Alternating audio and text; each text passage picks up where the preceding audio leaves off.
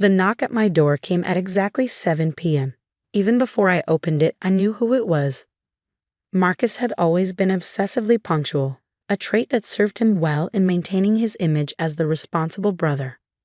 "James," he said, stepping into my modest one-bedroom apartment without waiting for an invitation. His designer suit looked comically out of place among my second-hand furniture. "Still living like a college student, I see." I watched him survey my home with barely concealed disdain, remembering the last time he visited. 5 years ago, when he stopped by to gloat about his newest vacation property, the one he bought with my money. "My name is James Chen, and 15 years ago, my brother Marcus stole my inheritance through an elaborate scheme of forged documents and carefully orchestrated lies. Our father's estate, worth over $40 million, should have been split equally between us. Instead, Marcus walked away with everything, leaving me with nothing but questions and a carefully crafted narrative about how I'd been rightfully cut out of the will. "Can I get you something to drink?" I asked, keeping my voice neutral. "Water? Coffee?" Marcus waved his hand dismissively. "No time for pleasantries, James. I'm here to discuss an opportunity, a chance for you to improve your situation." He gestured vaguely at my surroundings. I bit back a smile. If he only knew. The truth was, my situation wasn't what it appeared to be. For the past 15 years, I'd been carefully building a case against my brother, piecing together evidence of his deception while he grew increasingly careless with his success. "What kind of opportunity?" I asked, settling into my worn armchair. Marcus pulled out a glossy presentation folder. "I'm expanding the family business. New markets, new ventures. It's going to be huge." He paused, studying me. "I know things haven't been easy for you since Dad's passing, but this could be your chance to be part of something bigger." I thought about the real family business, the one our father had built from nothing, the one Marcus had twisted into his personal ATM after gaining control through forged documents and bribed witnesses. The same business that had funded his mansions, his cars, his perfect life while I supposedly struggled to make ends meet. "Why me?" I asked, genuinely curious. "You've made it clear over the years that you don't think much of my business acumen." He shifted slightly, and I caught the first glimpse of desperation behind his practiced smile. "Family is family. Besides, you've managed to stay solvent despite your circumstances. That shows some financial sense." What Marcus didn't know was that my circumstances were entirely by design. After discovering his deception, I could have confronted him immediately. Instead, I chose to play the long game. I lived modestly, worked a steady but unremarkable job, and let him believe he'd won completely. Meanwhile, I've been gathering evidence. Bank records showing suspicious transfers around the time of our father's death. Testimony from the lawyer who'd helped Marcus forge the new will. Digital forensics proving the timestamps on key documents had been altered. But most importantly, I discovered something Marcus himself didn't know. A hidden clause in our father's real will. One that would not only expose his fraud but destroy the carefully constructed empire he'd built on stolen money. "How much are you looking for?" I asked, leaking through his presentation. $10 million, he said casually, as if discussing pocket change. "Initial investment round. The returns will be spectacular." I nodded slowly, noting how his eyes kept darting around my apartment, calculating my apparent worth against his needs. "That's a lot of money for someone in my position." "I can help with financing," he said quickly, too quickly. "Set up a payment plan, use your apartment as collateral." And there it was. The real reason for his sudden interest in family reconciliation. Marcus was in trouble, serious trouble, and he was desperate enough to approach the brother he'd robbed and ridiculed. What he didn't know was that I'd been tracking his business dealings for years. I knew about the failed investments, the mounting debts, the increasingly risky ventures. His empire, built on my stolen inheritance, was crumbling. "I'll need time to think about it," I said carefully. "Review the numbers." Of course, he stood up, straightening his jacket. "Just don't take too long. This opportunity won't last forever." He paused at the door, that familiar smirk playing at his lips. "And James, try not to let your current situation cloud your judgment. This could be your only chance to be part of something successful."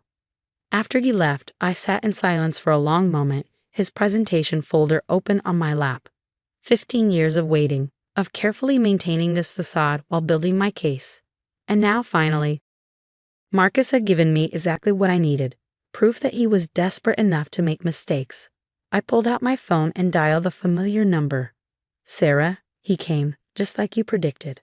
Sarah Zhang had been our father's personal lawyer before Marcus forced her out. She'd spent years helping me gather evidence, waiting for the right moment to expose the truth. Did he mention the Dubai deal? She asked. Not directly, but he's looking for $10 million in investment money. She let out a low whistle. He's worse off than we thought. The timing might be perfect. I walked to my bedroom closet and pulled out a heavy safe box, not the obvious one Marcus had undoubtedly noticed, but a hidden one built into the wall. Inside was 15 years' worth of evidence. Original documents, bank records, witness statements, and most importantly, our father's real will. How long will it take to file the papers? I asked, spreading the documents across my bed. Given what we have, we could move tomorrow. But James, she paused. Are you sure you want to do it this way? We could just expose him now, take him to court. I thought about all the family dinners I'd endured, watching Marcus play the role of successful son while painting me as the family failure. All the snide comments, the mock concern, the carefully crafted lies. No, I said firmly. He needs to understand exactly what he's losing. And for that, we need him to think he's winning first. Over the next few days, I played my role perfectly. I called Marcus with questions about his proposal, making sure to sound both eager and slightly desperate. I let him walk me through projected returns, watching him spin increasingly elaborate tales about the opportunity he was generously offering. What he didn't know was that every conversation was being recorded, every promise documented. The web of lies he'd spent 15 years weaving was about to become his prison. A week after his visit, I invited him back to my apartment. This time, I had a surprise waiting. I've been doing some calculations, I said, pulling out a battered notebook. About the investment. Marcus leaned forward, that predatory gleam in his eyes. And? I think I can do it, but I'll need to liquidate everything. My savings, my retirement fund. I let my voice trail off uncertainly. It's worth it, he said quickly. Trust me, James. 6 months from now, you'll be thanking me. I nodded slowly. There's just one thing I need you to clarify first. Of course, anything. I reached into my desk drawer and pulled out a thick file. Could you explain these documents, particularly the ones showing how you forged Dad's will 15 years ago? The color drained from his face. For the first time in 15 years, I saw real fear in my brother's eyes. The game was about to change, and Marcus had no idea he'd already lost. Marcus stared at the file, his practiced composure cracking. What is this? Evidence, I said simply, spreading the documents across my coffee table. Bank transfers to the lawyer who helped you forge the will. Witness statements. Digital forensics proving document timestamps were altered. I paused, watching his face. Would you like to see the security camera footage of you entering Dad's office the night the will mysteriously changed? He tried to laugh, but it came out strangled. This is ridiculous. You're obviously fabricating. Like you fabricated Dad's signature. I pulled out a specific document. The FBI's forensics lab was quite interested in that, by the way. Apparently, forgery at this scale is a federal crime. Marcus stood abruptly, straightening his tie. You're bluffing. If you had real evidence, you would have used it years ago. Would I? I leaned back, feeling 15 years of tension begin to unwind. Tell me, brother, why do you think I've been living like this, in this apartment, working a mundane job, letting you think you'd won completely? Understanding began to dawn in his eyes. You've been waiting, building a case, gathering evidence, watching you get more and more careless with your success. I gestured to his investment proposal, and now, watching you get desperate enough to make mistakes. He sank back into his chair, the magnitude of his situation finally hitting him. The Dubai deal, he muttered, is collapsing, I finished, just like your other recent ventures. That's why you need the $10 million so urgently. But here's what you don't know, Marcus. There's a clause in Dad's real will, one you missed when you were busy forging documents. I pulled out another file, this one containing our father's original will. In case of any dispute or fraud regarding the inheritance, all assets revert to a trust controlled by his lawyers. Everything you've built for the past 15 years, it's all based on stolen money. And now it's all going to disappear. Marcus lunged for the documents, but I was faster. Careful, I warned. Copies are already with the FBI, the SEC, and 3 separate law firms. You can't make this disappear. What do you want? He demanded, his voice hoarse. Money? Fine. Name your price. I laughed, the sound echoing in my small apartment.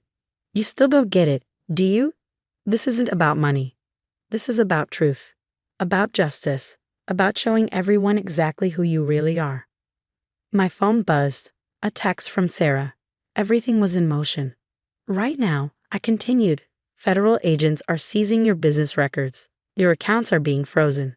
That empire you built on stolen money? It's over. Marcus's face contorted with rage. You're my brother. How could you do this to family? Family? I stood up, finally letting 15 years of anger surface. You destroyed our family the moment you decided to steal my inheritance. You took everything. The money, the business, even our parents' trust, and you spent years mocking me for being poor.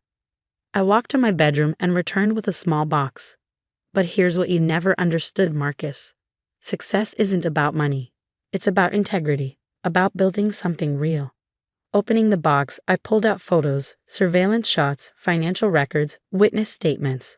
While you were busy playing the successful son, I was building something too. A case that will not only expose your fraud, but show everyone exactly how you achieved your supposed success. His eyes darted to the door, calculating escape routes. The business, everything I've built, was built on lies, I finished. And now the truth is coming out. Check your phone. As if on cue, his phone began buzzing with notifications. News alerts about federal investigations into his companies. Messages from panicked partners and investors. His perfectly constructed world was unraveling in real time. You don't have to do this, he said, desperation creeping into his voice. We can work something out. Split everything 50-50, just like it should have been. It's too late for that, I replied calmly. The FBI has questions about certain international transactions.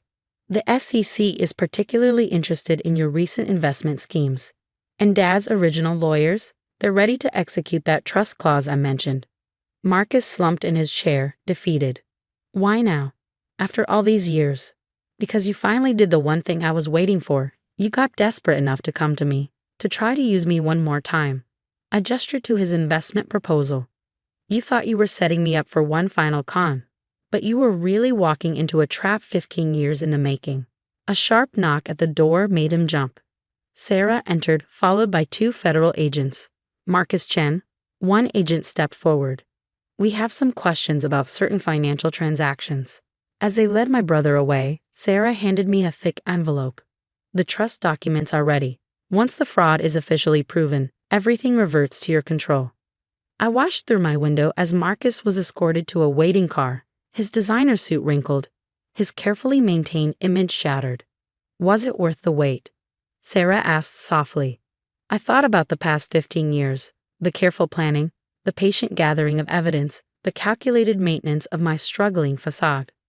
This was never about the money, I said. It was about truth, about showing that you can't build lasting success on lies and betrayal. In the weeks that followed, Marcus's empire crumbled completely. The evidence was irrefutable, the charges numerous.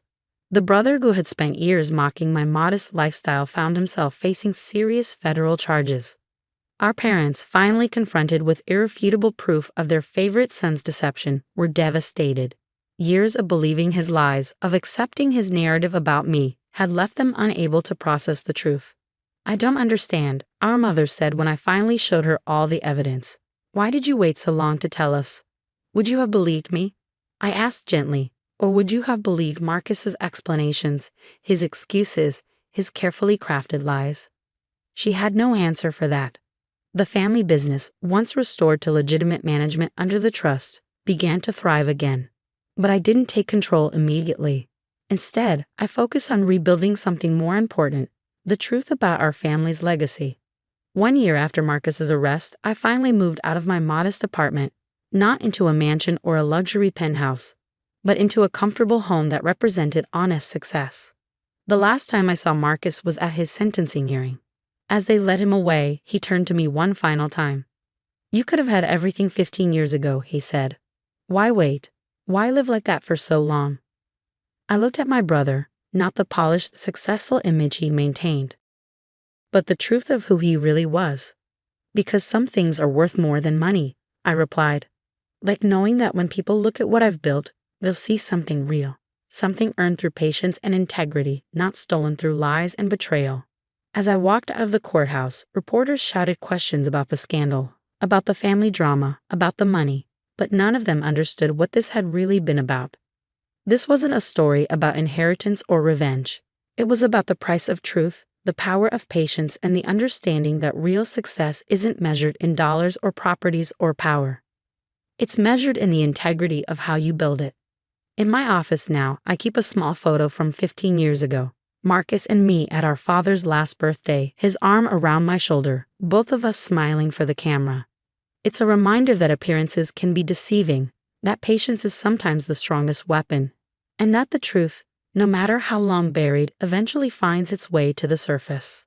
Some people might say 15 years was too long to wait for justice, but as I sit in my new office, running the business the way our father intended, I know it was worth every minute. Because in the end, the best revenge isn't just exposing lies. It's proving that truth and integrity, no matter how long they take, will always win in the end. And that's something no amount of stolen money can buy.